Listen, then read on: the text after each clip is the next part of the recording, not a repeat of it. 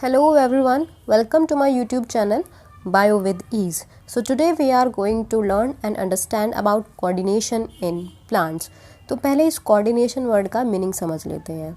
Coordination देखिए अगर हम coordination को human से relate करके समझें तो इसका मतलब होता है जैसे environment से जो भी हमें stimulus मिलते हैं, जैसे humidity हो गया, temperature हो गया, तो उस स्टिमुलस को हम कैसे रिस्पॉन्स देते हैं. जैसे हमने रिफ्लेक्स सेक्शन में पढ़ा है कि अगर हम किसी हॉट ऑब्जेक्ट को टच करते हैं तो वो जो भी उससे इन्फॉर्मेशन मिलती है वो हमारे नर्वस सिस्टम में जाती है, वहाँ पे उसकी प्रोसेसिंग होती है और फिर हम उसके अगेंस्ट एक्शन देते हैं. तो ह्यूमंस में तो इस कंट्रोल एंड कोऑर्डिनेशन के लिए पूरा नर्वस सिस्टम हो गया, मसल्स हो गई, लेकिन प्लांट तो किसी भी इन्वायरमेंटल फैक्टर को अवॉइड कर ही नहीं सकता क्योंकि ये स्टेशनरी होते हैं. तो ये हमेशा इन्वायरमेंटल स्टिमुलाई को रिस्पॉन्स करते रहते हैं और ये रिस्पॉन्स जो भी रिस्पॉन्स करते हैं वो हमें मूवमेंट्स के थ्रू हमें प्लांट्स में देखने के लिए मिलता है.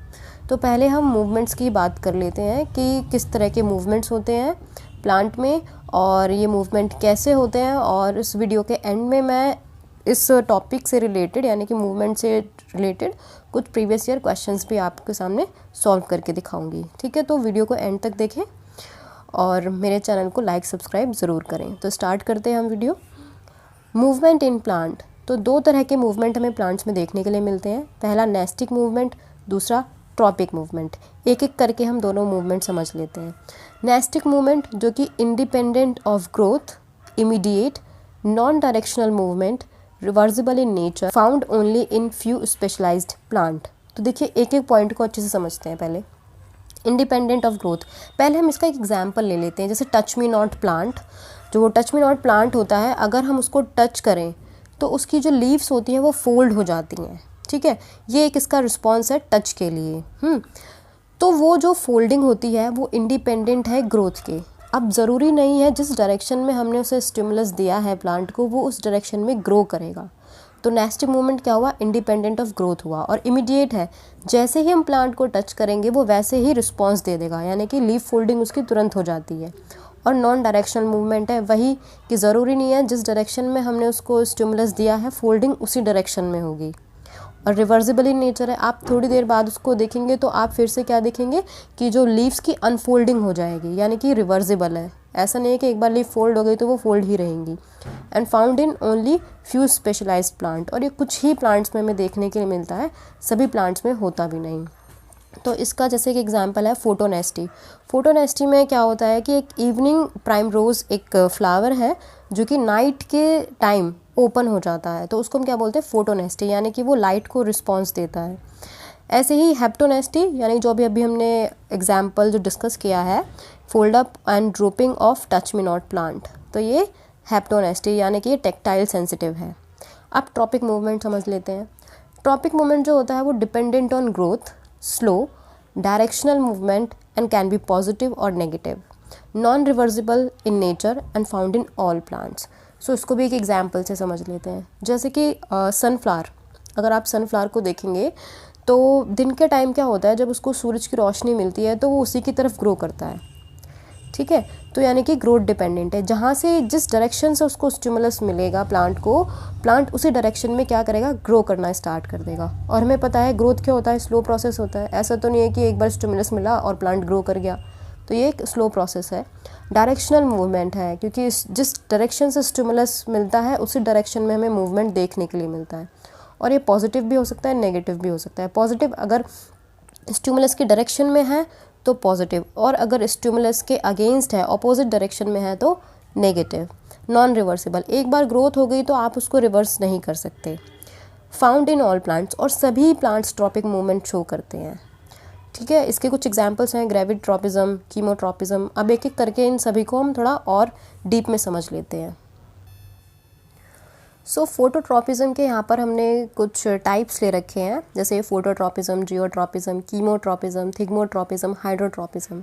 इन सभी से आपको कुछ ना कुछ क्वेश्चंस आपको बोर्ड एग्जाम्स में देखने के लिए मिल जाएंगे. तो एक एक करके हम सभी ट्रोपिज्म्स के बारे में पढ़ लेते हैं. सो पहला है हमारा phototropism. Here photo means light. It means here light is the stimulus.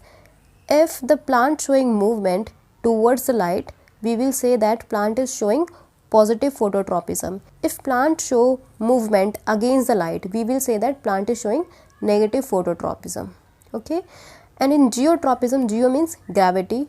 Same thing, if the plant is showing movement towards the gravity, we will say the plant is showing positive geotropism. If plant showing movement against the gravity, we will say plant is showing negative geotropism. इन दोनों के लिए एक activity दी हुई है आपकी book में 7.2 NCERT में, तो उससे हम थोड़ा समझ लेते हैं कि इसका एक्चुअल मीनिंग क्या है. देखिए यहाँ पर ये एक्टिविटी है. यहाँ पर हमने क्या किया, एक फ्लास्क लिया है जिसमें एक प्लांट है, उसको हमने तीनों साइड से कवर कर दिया और सिर्फ एक ही साइड से ओपन करके रखा हुआ है और सामने विंडो है. तो जब विंडो से लाइट आती है तो प्लांट का मूवमेंट जो है वो लाइट की तरफ ही है. तो यहाँ पे हमें कौन सा ट्रॉपिज्म शो कर रहा है, फोटोट्रॉपिज्म. ओके, नेक्स्ट देखिए यहाँ पर ये एक प्लांट है जिसको हमने हॉरिजॉन्टल डायरेक्शन में रखा हुआ है और ये हमें कौन सा ट्रॉपिज्म शो कर रहा है. देखिए पहली चीज़ तो यह है कि अगर हम इसमें स्टेम को देखें तो स्टेम हमारी नेगेटिव जियोट्रॉपिज्म शो कर रही है, बट ये हमें पॉजिटिव फोटोट्रॉपिज्म भी शो कर रही है. और अगर हम इसकी रूट्स को देखें तो रूट्स क्या ग्रेविटी की तरफ मूव कर रही हैं, इसका मतलब ये पॉजिटिव जियोट्रॉपिज्म शो कर रही हैं. ठीक है, और ये नेगेटिव फोटोट्रॉपिज्म शो कर रही हैं. तो आई थिंक अब आपको इस एक्सपेरिमेंट से समझ आ गया होगा और आपको ये एक्सपेरिमेंट अपने प्रीवियस ईयर क्वेश्चन पेपर में देखने के लिए भी मिल जाएंगे. तो अब नेक्स्ट स्टार्ट करते हैं. नेक्स्ट है कीमोट्रॉपिज्म. तो कीमोट्रॉपिज्म, कीमो का मतलब होता है केमिकल. तो यहाँ पर प्लांट के जो स्टिमुलस है वो केमिकल है. तो here response to the chemical, इसका एग्जाम्पल होता है pollen tube grown towards chemical produce by the ovule during fertilisation. Hydrotropism, hydro means होता है वाटर. तो यहाँ पे क्या है, प्लांट जो है वो वाटर को रिस्पॉन्स कर रहा है, यानी कि यहाँ पे वाटर जो है वो स्टिमुलस है और वाटर की तरफ प्लांट अपना क्या करेगा, रिस्पॉन्स शो करेगा. ये हमें ज़्यादातर रूट्स में देखने के लिए मिलता है. Roots of plant move towards the area where water is present. इसका भी मैं आपको एक प्रीवियस ईयर पे क्वेश्चन दिखाऊंगी. ठीक है, अब हम स्विच करते हैं हॉर्मोन्स के लिए.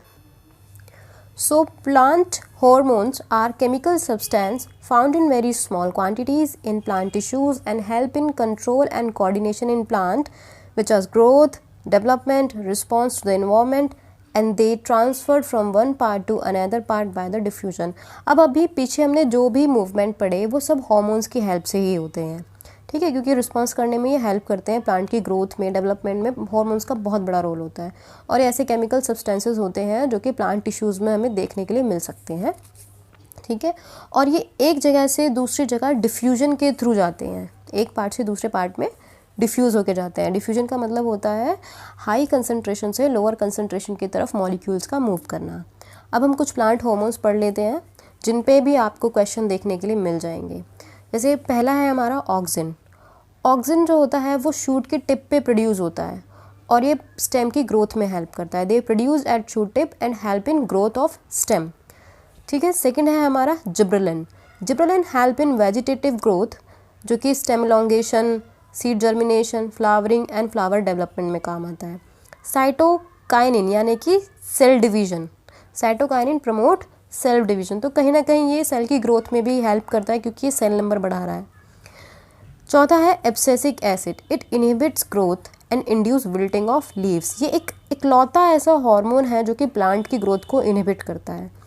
पांचवा है alkylene. It helps in ripening of fruit, यानी कि ये फ्रूट्स को पकाने में, उनमें जो मिठास आती है फ्रूट्स में, उसमें इसका बहुत बड़ा रोल है. तो इसलिए देखिए ये 4-5 आपके पास हार्मोन्स हैं और आपको यही याद करने हैं, auxin, gibberellin, cytokinin, abscisic acid, alkylene, और इनके 1-2 फंक्शन हैं.